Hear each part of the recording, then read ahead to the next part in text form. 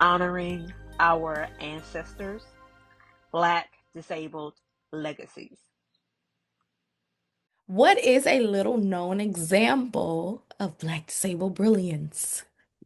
This question for me, it was almost like a trick question in the sense that the answer is limitless. When I think of little known Black disabled brilliance, I think more micro. I think about the Black disabled people in our communities who, for several reasons, several social, economic factors, they are not able to live out their full potential. And that has to do with, not having the resources, not having the social safety nets, in terms of the people around you, your friends, family, your medical team who see you as a person and not just, a combination of letters or diagnoses. And so when I think of little known Black disabled brilliance, um, I think about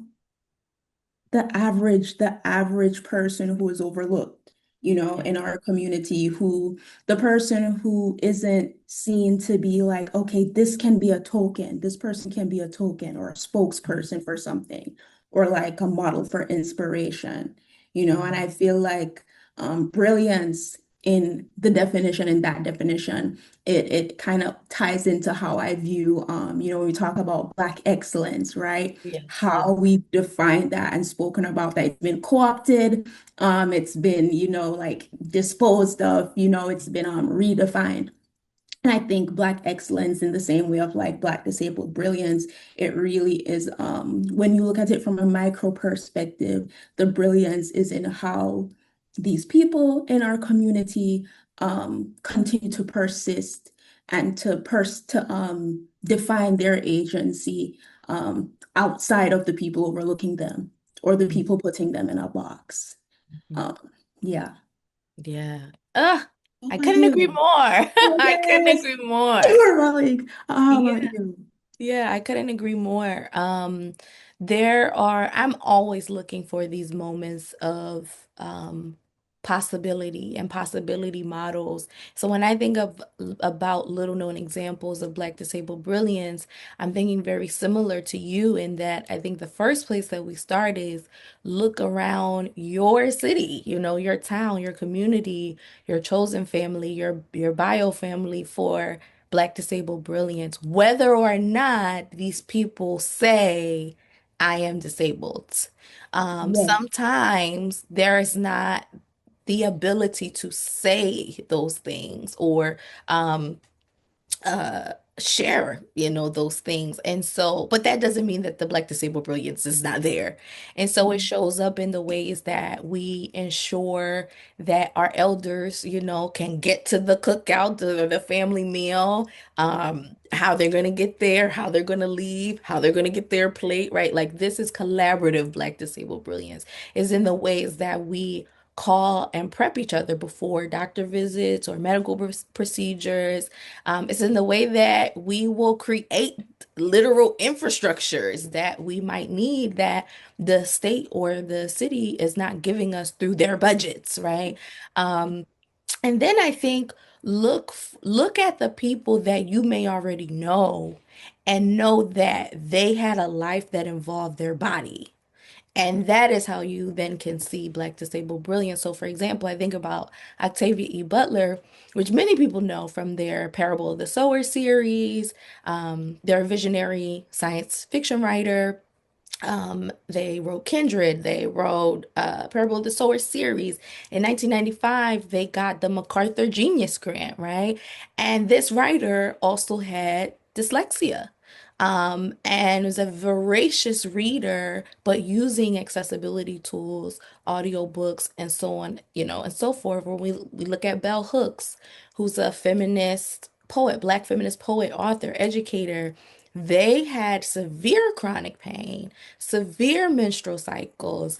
And I love that in one of their books, they literally wrote it out that they had, quote, asthma real bad. I think, like, look in your local spaces and also look at the people that you've already seen, you already know their work, but remember they had a body and start asking questions about what was their life in their body rather than did they identify as disabled or not. I think that's where you actually get to see the brilliance. That was so well put. That was because you really went into, I'm so happy that you brought up Octavia E. Butler. It made me think about again going through research, like as I became disabled, looking for people, looking for examples, like you said, of people around me that maybe, it didn't occur to me, or maybe, like you said, based on their intentional language, it was not defined as such. Hmm. I recently found out that Sojourner Truth, Hmm. she one of the things she did in terms of selling images of herself, like pose as the diva she is, period. Hmm. Period. Doing some kind of knitting, crafting handwork. And it was a posed, these posed images where her hands were purposely posed to look like, hey, I'm knitting this. But I've learned that she was, for a large period of her life, she wasn't able to use her hands in that way. Mhm. And it was something, it was a conscious decision by her, and I get, her team around her, okay, this is the image we're putting out. Um, to hide this, to set my hands Mm. this way, to to not add to what you could call another layer of othering, as an outspoken Black, literate woman in that time. And so I Yeah. really love that you mentioned that despite whether or not there's a label, that what even if the person themselves doesn't use the label, through how they decided to live their life and carry themselves, and through the legacies that they left. Of course, when we think of Sojourner Truth, that's not the first thing that comes to mind, but within using her agency and us being able to look back at that, now we can be like, that's a Black disabled legacy. This is someone who I looked up to for reasons as a writer, as a Black woman. Yep. And it's like when you're able to put that through line, together, it's really inspiring. It's really, I'd say, fulfilling. And kind of that's a segue to the next question, which is, I guess we're talking about the past and the present. For the future, how much more fulfilling and robust is a future that includes Black disabled voices? Yeah. Ooh, I I want to almost remix the question of like that Black disabled voices, it's important, yes, to include us in the future, but I think it's actually essential to do that for our survival, for surviving these times. And so I almost think like how much more fulfilling and robust would the future be if we looked at Black disabled voices as essential? And in that lens, I think Black disabled folks hold such layered wisdom about adaptation, creativity, survival under pressure, grief, fugitivity, moving towards freedom with the body that you have as it has been and is being disabled by society. So I think it's not just important to include our voices, but it's essential to survival. And it becomes fulfilling and robust because where there has been and where there is fascism, where there has been and where there is ableism, where there has been and is control and oppression, there's always been the Black disabled voice. And if you listen, it's always saying, let's resist, let's move to freedom, let's get out of here, let's insist on our dignity. And so I think when we look at Black disabled voices as essential to the future, we get a future with less fascism. We get a future with less oppression. We get a future that actually critiques the ways that our society continues to disable us, regardless of what is written on our medical chart paper, right? Um, Mhm. when we listen to Black disabled folks in crafting the future, we get a more creative, just, free future. And so I think it's essential to survival, not just in the future, but now, because from now is the point that we're writing the future. So if we're not doing a good job of this now, then now's the time to practice. And I think Mhm. about this when we're thinking about cross movement organizing, which is one of the principles of disability justice, that in cross movement organizing, it's important to realize that the Black disabled voice, Black disabled brilliance is in all of these movements: reproductive justice movement, bodily autonomy movement, so racial justice movement. And so I think is really thinking about what does this life, what does surviving in these bodies, what does it require of us? And how then do we look at the future and say, from this now point, what is required of us to move forward? And I think that's an essential piece um, to survival. Audre Lorde says survival is not theoretical. So, like, we're talking about theory and we're talking about these things, but I think it's like wherever you work, wherever you live, wherever you organize, start including the Black disabled voice now and there. And if you are Black, start thinking about your life in the body. What is your present? What do you want your future to be? Not on a theoretical level, but on a physical embodied level. So those are my thoughts on that question. I mean, I've shut the book like we're done. Like that was, I mean, and wow, that was, and shout out to Audre Lorde. I mean, there's an Audre Lorde quote for every single point that Anything. that we're bringing up right now. Um, what you said about insisting on our dignity, right? Mhm. I think that is so profound, and I think that the way you rephrase the question, right? It made me think about the word inclusion and just, how in the work that this in the disability justice movement, disabled people and their allies, we are fighting against Audre Lorde would call it the master's tools, right? The master's tools that are the ones that say, okay, we're holding the power, you guys, to include or not. So they're like, "Oh, Mhm. include Yep. or," Yep. right? Yep. And what you said about insisting on our dignity, that, this is what Black disabled people have been doing, ever since. It's what we're doing now, and it's what we're continuing to do. I think it really is important to insist on our agency and to really resist feeling like we've got to like that. Not, I'd say that we have to listen to the master's tools, the master and his tools. There's no master, right? We have to dismantle that idea first, I feel like. And when we, obviously, that's a lifelong process. And I think that insisting on centering ourselves, and being confident in that, having a collective consciousness of that, within the disability community. That is what prepares us in the now to, like, all right, we're parachuting to the future. This is the foundation that we've set with each other in terms of acknowledging our wholeness, um, as a truth, as a pre-existing truth, just like the sun Yep. exists, Yep. the water exists, the sky exists, our worth is here, our value is here. And in the disability, in the fight for disability justice, we are not seeking to prove that to ourselves or others. We are insisting.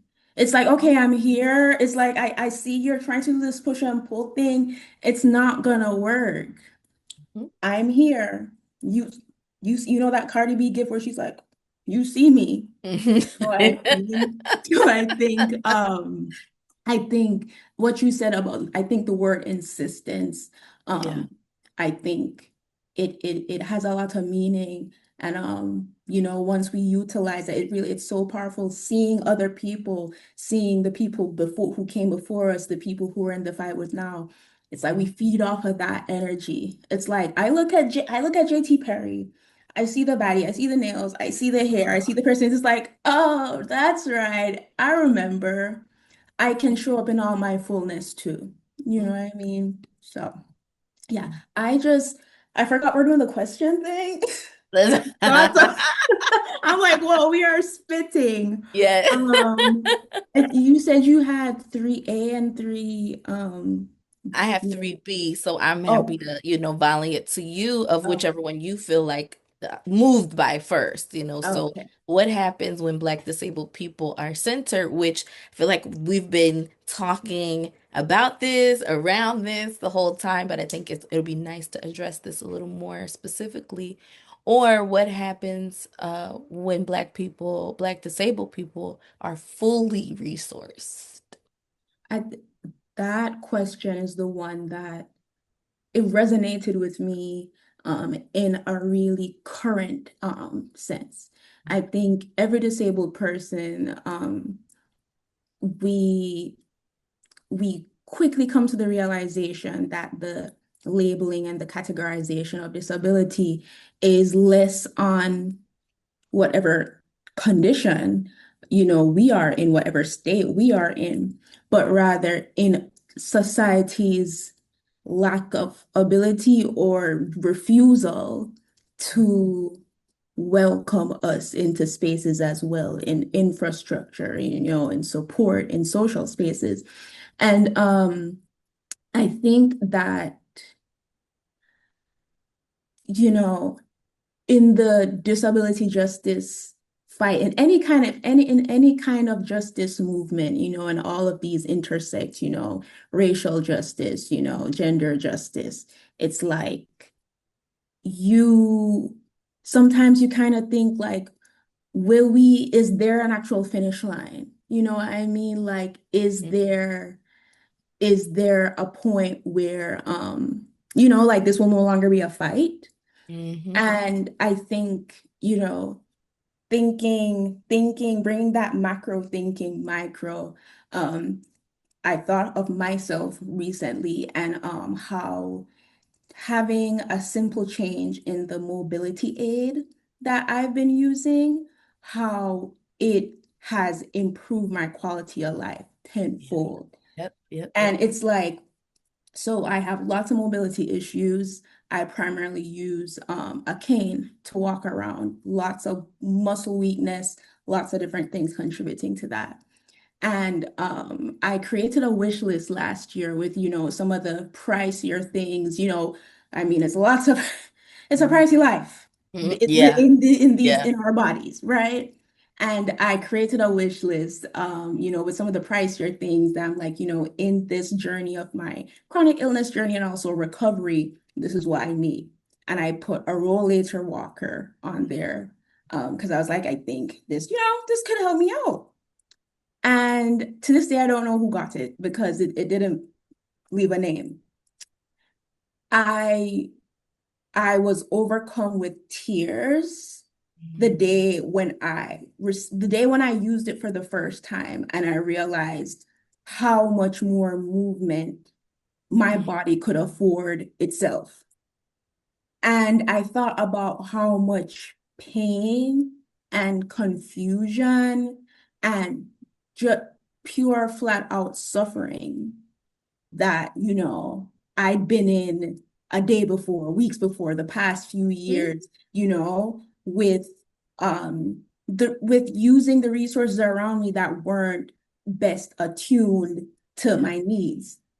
And so sometimes when I'm feeling dismal, so to say, about, what will there ever be a future where we no longer have to fight for resources and recognition?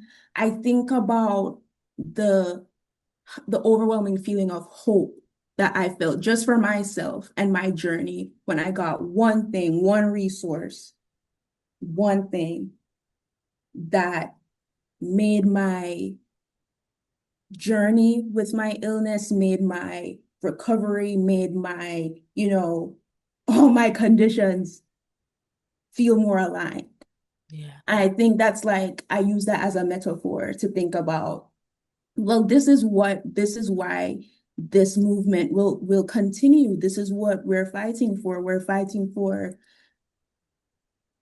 the ability to have these resources and the freedom of thought to realize that it is okay to need these resources, to want these resources, to need these resources, to need this support, to consider yourself a part of the disabled community. It's so, and I think for Black women, it's especially like we think we it's hard for us to ask for help, and it's hard for us to we're always think, oh, it's not that bad, it's not this, whatever, you know, and we think of the word disabled as a bad word or a word that limits us or creates a stigma. And it's like those things, like social structures, social, ideologies, those things can always remain and feel like, threats. But once we create a community where people feel more comfortable to identify um, with a future with possibility and the resources that could make their life less surviving and more thriving. It's very powerful. It's super powerful.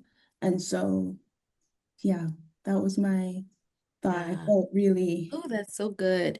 Yeah, because it's like, look at what's possible with one resource, right? And so then we get to dream about what does it look like when there's full resourcing, and even dream about like what does full resourcing mean? Like literally when I read that question, I really had to get into my Black imagination because I was like, well, fully resourced.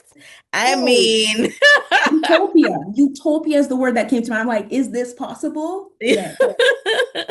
and it is, but I think it is, there's it's not a risk to me, but I think there's a risk to the powers that be when we even ask this question, because if we think about what happens when Black disabled people are fully resourced, then there will also be no billionaires. What happens when Black disabled people are fully resourced, then there will be some laws that will be changing about what's possible with insurance, who we can even marry, why why and what circumstances we're able to live together. So when Black disabled people are fully resourced, that it inherently equals the total restructuring of our societies, right? The total restructuring, because the first thing is to think ontologically Black, because we're not just talking about disabled people, we're talking about Black disabled people. So the first thing is to think ontologically Black, and we are interdependent on a spiritual level. And so when we're fully resourced, that means then those resources also become interdependent, right? And the wealth is then not hoarded among a certain set. But the question that moves me the most is what happens when Black disabled people are celebrated? Because this is something I think about often. Like I think when we are celebrated, then we just get to do the living. Um, we get to live.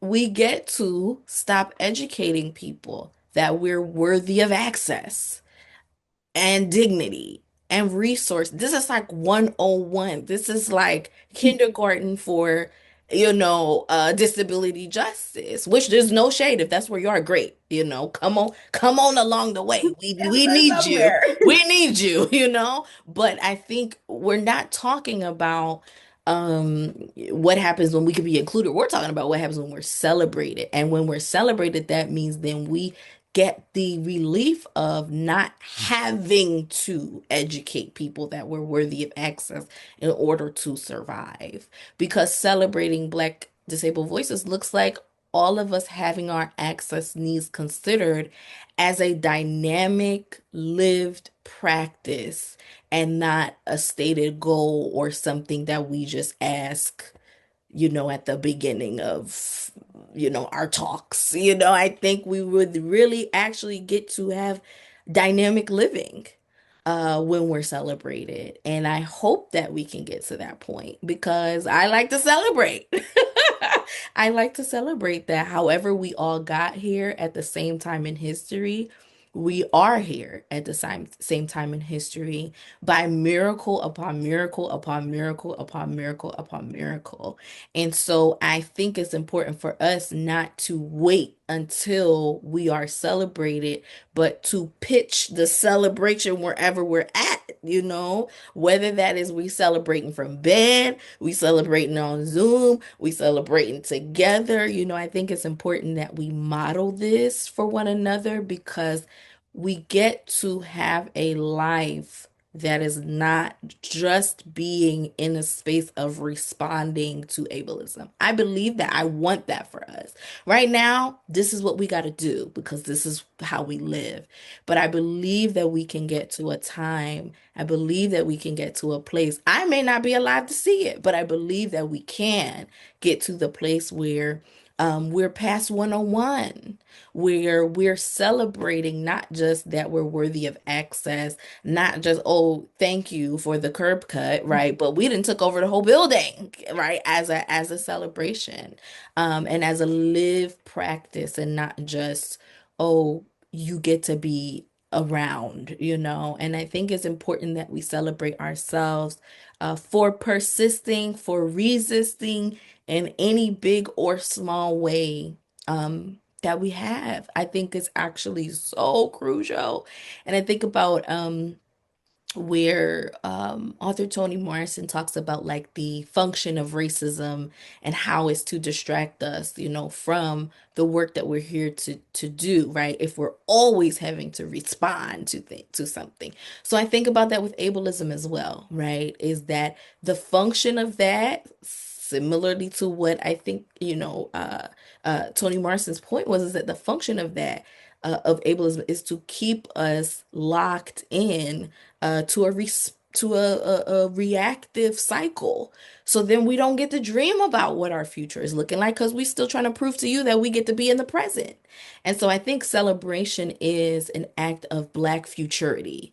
It's an act of Black time travel that I may not be able to see it now, but I'm going to celebrate it now because it's important to do that. It's important to do that for our survival and for our continuance. That to me is the epitome of honoring our Black disabled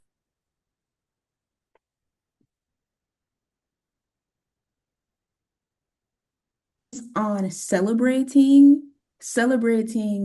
making a celebration out of our lives. I think we honor our Black disabled ancestors by doing that at every chance we get. Yeah. Because uh, unfortunately, many of the Black disabled legacies that are the quickest ones to come to our minds are ones uh, of Oh no. I think we lost Oh, them. it was getting so good. I hope they pinned it in their mind. Yeah.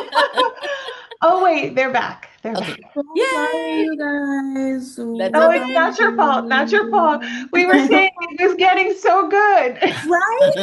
I said, who did that? It sounds like an ancestor who didn't like, well, I don't, okay. No, haters gonna hate. Haters gonna hate. Like, okay, I'll brush it off. And I'll continue to celebrate. As we were saying. Um, I was saying a lot of the Black disabled legacies that are the ones that we know, the people that come to mind, people are, they're gonna say, oh yeah, did you know that Harriet Tubman was disabled? Did you know that Malcolm X was disabled? And it's like those are people who had to do so much surviving. Hmm. And in many cases, they didn't survive to their the full their full live potential. you know? And Mhm. so I think that is why celebrating our existence, and not just, like a check mark, like you said, like, okay, I'm I'm I'm I'm happy to be I'm happy to be in the party. I'm at the back and I'm Without drinking a all this. chair.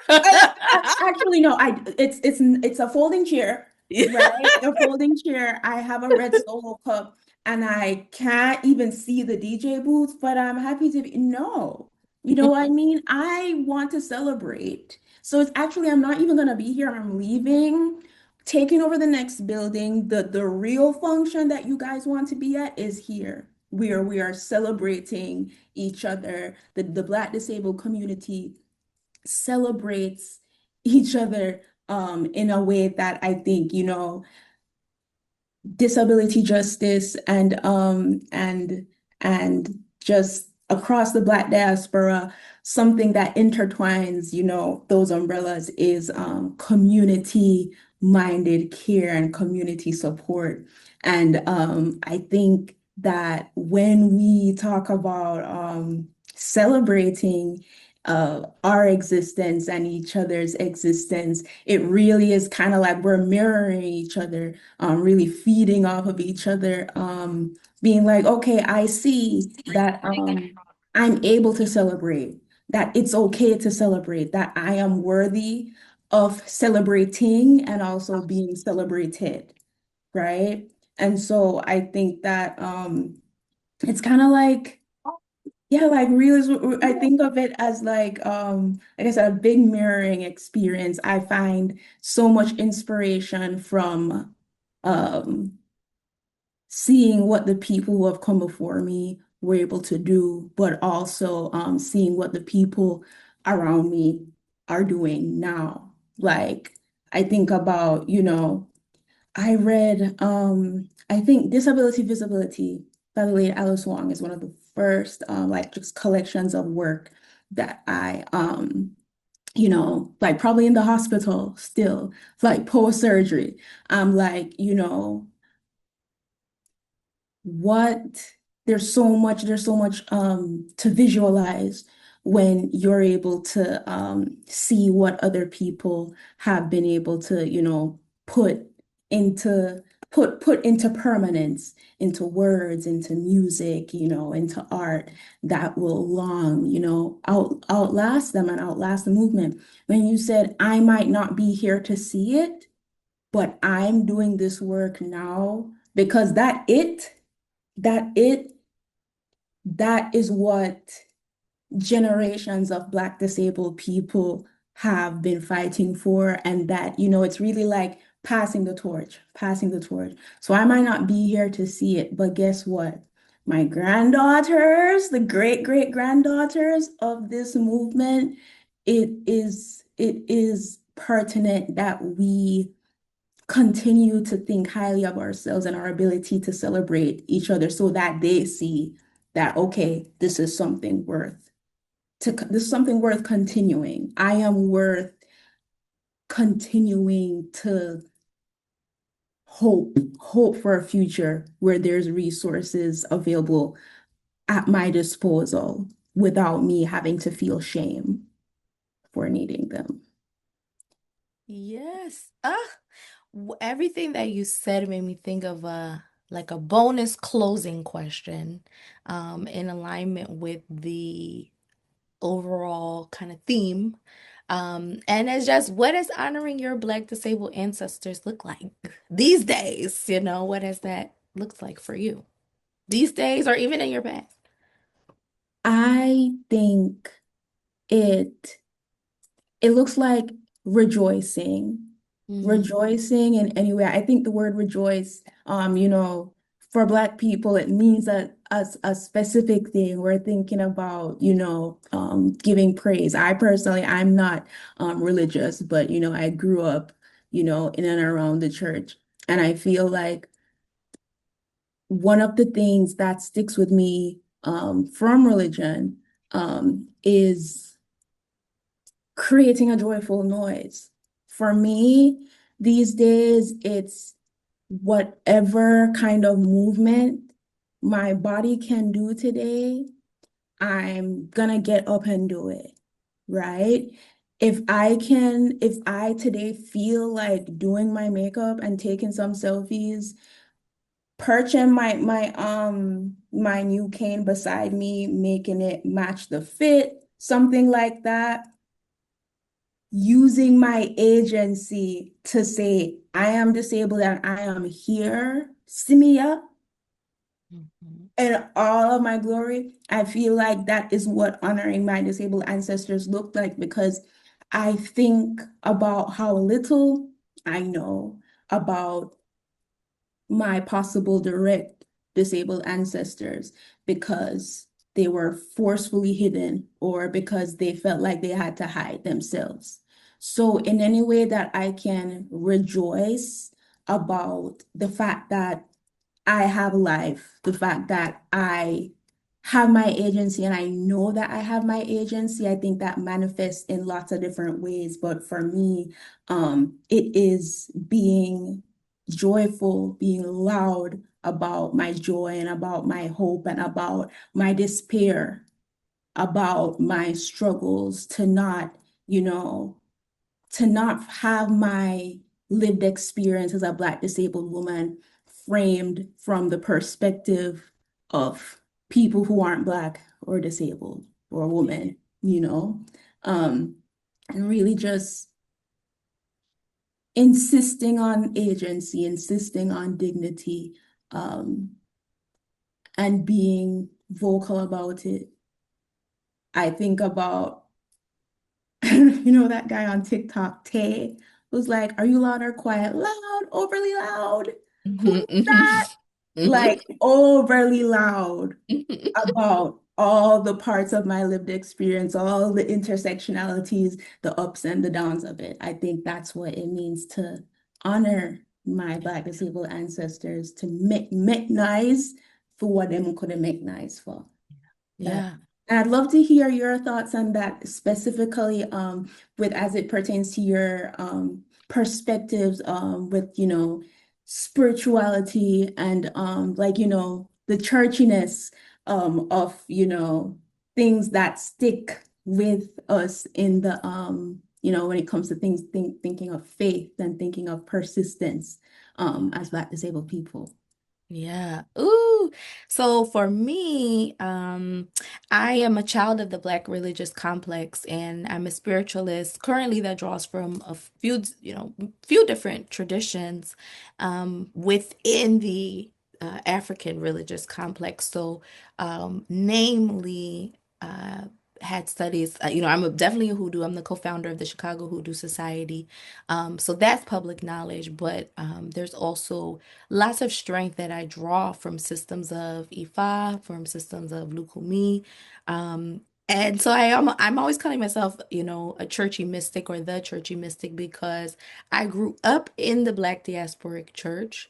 And it was a very interesting place where spirit in all kinds of ways, moved. And so I think about this a classic hoodoo film is Daughters of the Dust by Cassie Lemons and directed by Cassie Lemons, and they in this film the grandmother who's the family's going through um should I pause, Ceci? I'm Okay. Oh, you're back. Okay, period. Okay. What did the grandmother do in Daughters of the Dusk? I was like, Yes, wait, this. I was gonna say yes, yes. So the grandmother. So we're talking about Daughters of the Dust, a classic hoodoo film. The grandmother died indigo, worked with indigo dye, as someone who was in a legacy of enslavement, and so you could see the blue dye on their hands.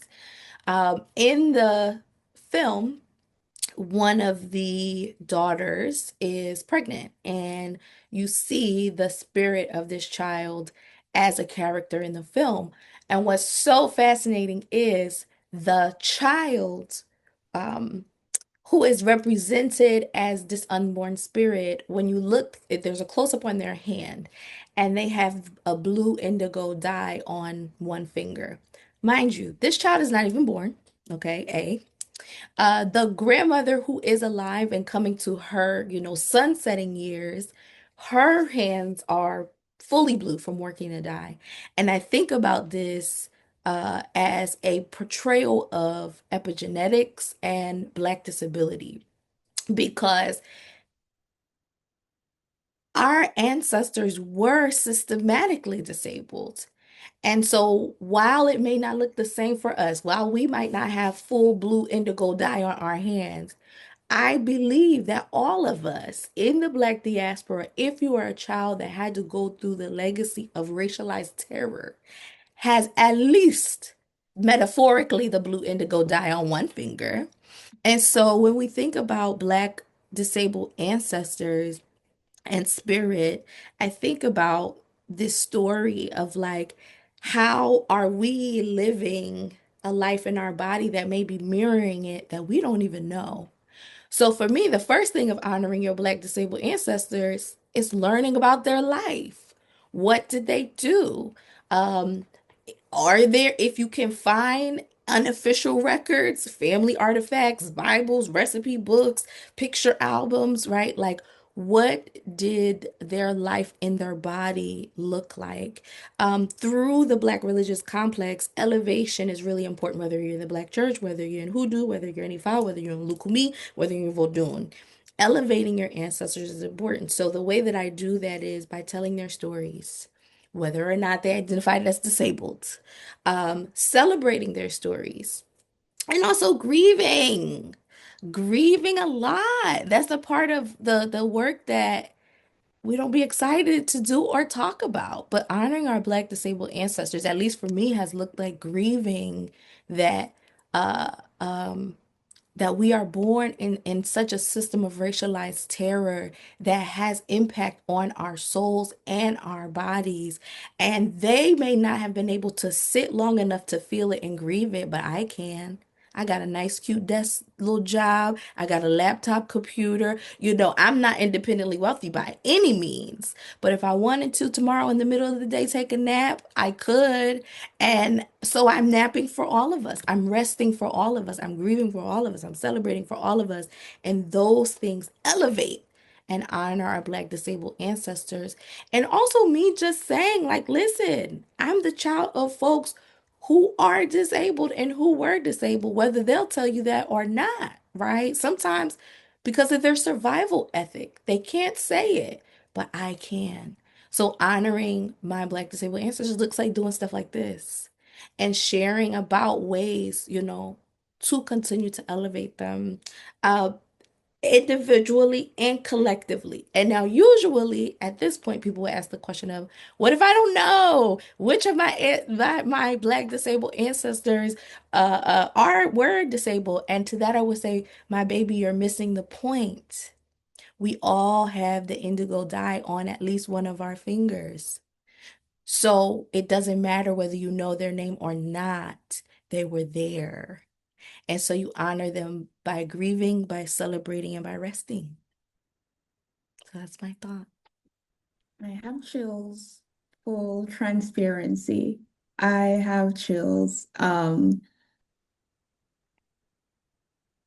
Everything you said about elevation and veneration, I think that really is the driving force, I think, of how we honor them.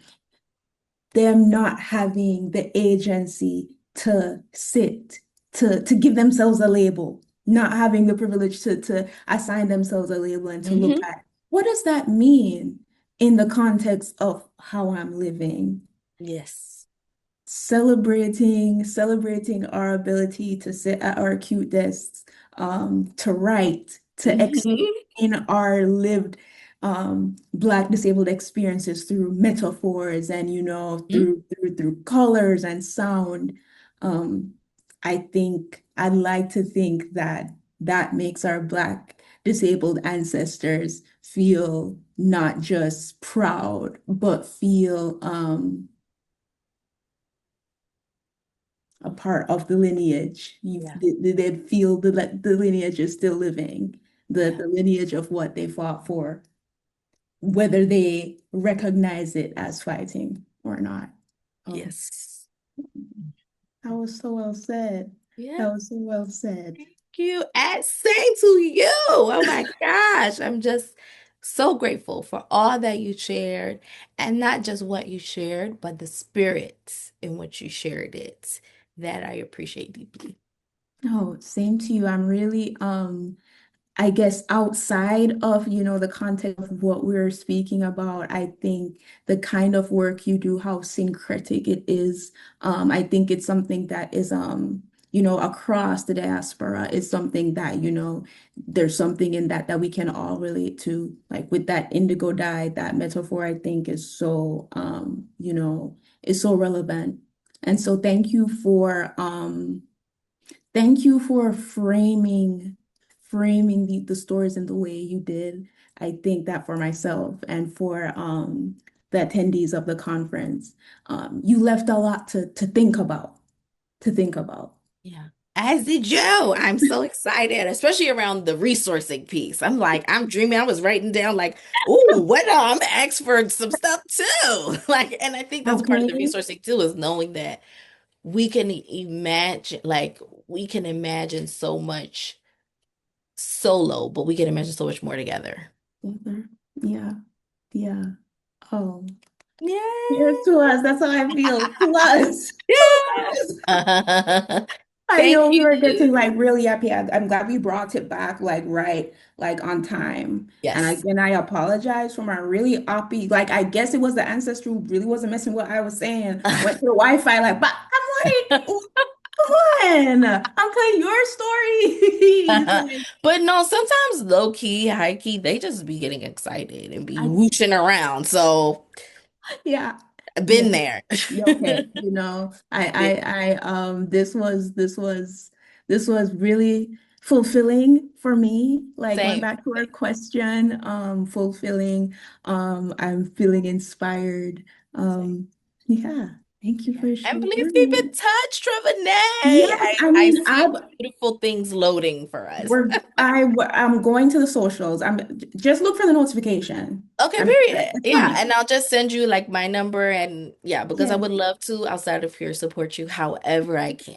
yes, Literally, yes. however I is in my capacity, I would love to. I'm the same. I'm the same. Thank you so much. And Thank you, Sissy, Bessie.